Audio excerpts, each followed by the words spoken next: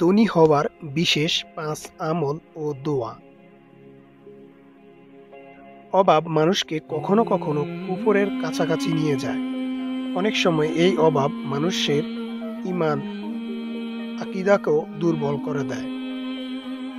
ইসলামের প্রাচুর্যতা ও ধনাঢ্যতাকে নিষেধ করা হয়নি, তবে প্রাচুর্যতা ও ধনাঢ্যতার সঙ্গে ইসলামের বেশ কিছু বিধান যুক্ত হয়, যা পালন করলে ধনাঢ্যতায় কোনো সমস্যা নেই। প্রিয় নবী সাল্লাল্লাহু আলাইহি সাল্লাম অনেক সাহাবী ধনী ছিলেন। সবাই চায় তার জীবন কল্যাণময় হোক, রিজিক বেড়ে যাক, সহজে ধনী হয়ে যাক, জীবনে প্রাচুর্য আসুক। কিন্তু প্রকৃতিক কল্যাণময় প্রাচুর্যময় জীবন তারাই পায়, মহান আল্লাহ যাদের দান করেন। নিম্নে এমন কিছু বিষয় তুলে ধরা হলো যেগুলো মানুষের জীবনকে কল্যাণময় ও প্রাচুর্যময় করে। ১ নম্বরে বেশি বেশি ইস্তিগফার পাঠ করা।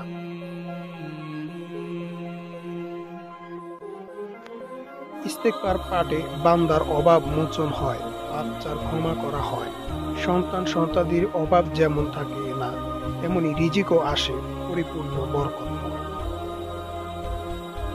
অভাবমুক্ত থাকতে পবিত্র কোরআনে বেশি বেশি ইস্তিগফার পাঠের নির্দেশনা দেওয়া হয়েছে, যার ফলে মহান আল্লাহ মানুষকে উত্তম রিজিক সহ অসংখ্য নিয়ামতের ধন্য করবেন বলেও জানিয়েছেন। মহান আল্লাহ বলেন,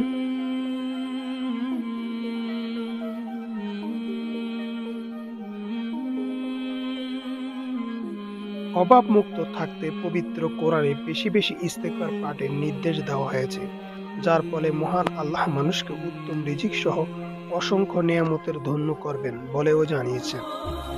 মহান আল্লাহ বলেন,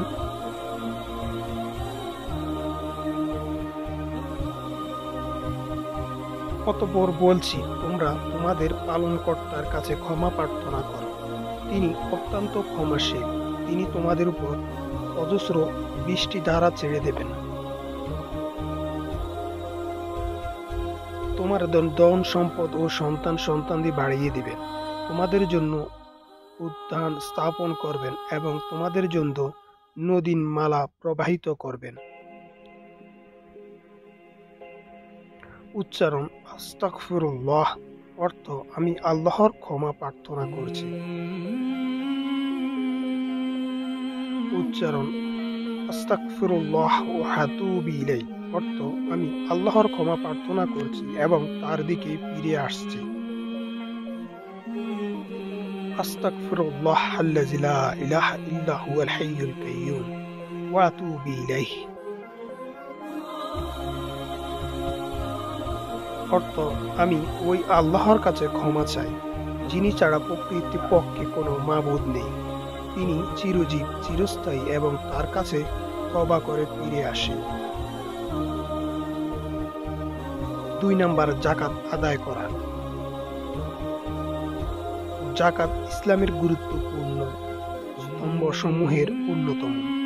অভাবমুক্ত সমাজ গঠনের যাকাতের বিকল্প নেই। তাই অভাবমুক্ত সমাজ গঠনের উদ্দেশ্য যথাসময়ে নিজ উদ্যোগে রাষ্ট্রীয় তথা নির্ভরযোগ্য যাকাত ফাউন্ডেশনে যাকাত টাকা জমা দেওয়া। যাকাতের অর্থ সুষম বন্টনের জন্য কারো এই অর্থ পাবে তার স্পষ্ট বর্ণনা এসেছে পবিত্র কোরআনে। মহান আল্লাহ বলেন, যাকাত হলো কেবল ফকির, মিসকিন, যাকাত আদায়কারী ও যাদের চিত্ত আকর্ষণ প্রয়োজন, নব মুসলিম তাদের হক এবং তা দাস মুক্তির জন্য, ঋণগ্রস্তদের জন্য, আল্লাহর পথে জিহাদকারীদের জন্য এবং মুসলিমদের জন্য। এই হলো আল্লাহর নির্ধারিত বিধান। আল্লাহ সর্বজ্ঞ, প্রজ্ঞাময়।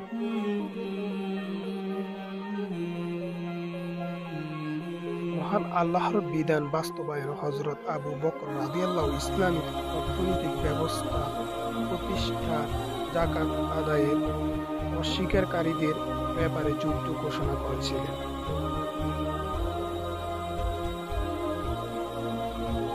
সেই কারণে ইসলামী খেলাফতের সফল খলিফা দ্বিতীয় ওমর খ্যাত হযরত ওমর ইবনে আব্দুল আজিজের সময় এসে যাকাতের অর্থ গ্রহণের জন্য কোনো লোক খুঁজে পাওয়া যায়নি।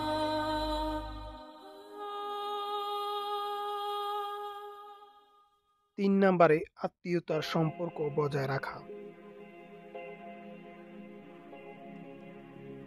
আত্মীয়দের সঙ্গে সুসম্পর্ক বজায় রাখার দ্বারাই রিজিক বেড়ে যায়। হযরত আনসা বিন মালিক রাদিয়াল্লাহু বর্ণনা করেন, আমি শুনেছি রাসূল সাল্লাল্লাহু আলাইহি সাল্লাম বলেছেন, যে ব্যক্তি পছন্দ করে যে তার জীবিকা বৃদ্ধি হোক